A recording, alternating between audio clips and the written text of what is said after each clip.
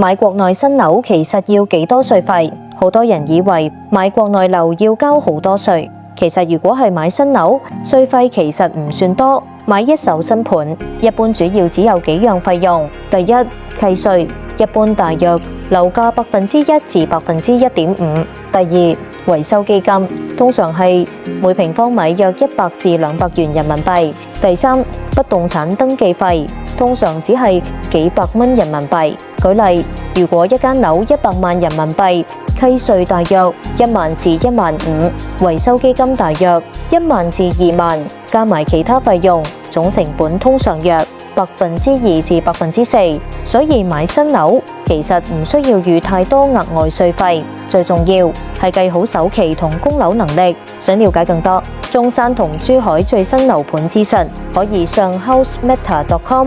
美居達大灣區置業專家或 WhatsApp 我哋作免費諮詢。